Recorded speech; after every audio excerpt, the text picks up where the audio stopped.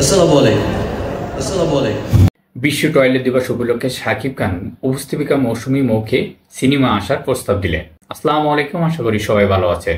এই মুহূর্তে যারা ভিডিওটি দেখছেন একটি সাবস্ক্রাইব করে ভিডিও প্রথম থেকে শেষ পর্যন্ত দেখতে থাকুন। উপস্থাপিকা মৌসুমী মৌকে সিনেমা আসার আহ্বান জানিয়েছেন ঢাকার শীর্ষ নায়ক শাকিব খান। তবে সেই সময় ইন্ডাস্ট্রিতে নতুন হওয়ায় একটু সময় নিয়েছিলেন মৌসুমী মৌ। সেই নায়কের কাছ থেকে আবারও প্রস্তাব পেলেন উপস্থাপিকা মৌসুমী মৌ।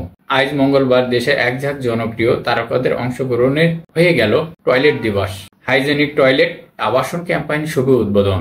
এই অনুষ্ঠানে ঘটে গেল এক মজার কাণ্ড। অনুষ্ঠানটি উপস্থাপনায় ছিলেন মৌসুমী মৌ। অনুষ্ঠান চলাকালীন ভরা মজলিসে তাকে নায়িকা হওয়ার প্রস্তাব দিলেন আমাদের সুপারস্টার শাকিব খান। এক সময় শাকিব খান বলেন, মৌসুমী খুব ভালো উপস্থাপন করে, বাট অনেক সুন্দরভাবেই সব প্রেজেন্ট করে।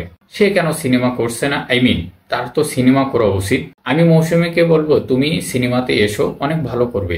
অনুষ্ঠান শেষে নায়িকা হওয়ার প্রস্তাব নিজে অনুভূতিটি জানিয়েছেন মৌসুমী মৌ।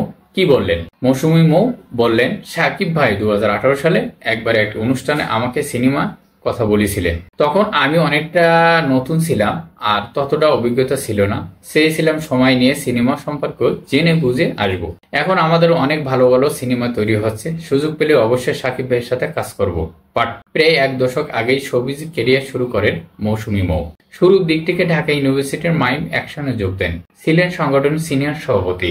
তিনি ইনস্টিটিউট অব মাইন্ড মুভমেন্ট পরিচালক। বর্তমানে অভিনয় সঞ্চালনের 2 মাধ্যমে পরিচিত মুখ তিনি। বর্তমানে তিনি নাটক নিয়ে ব্যস্ত।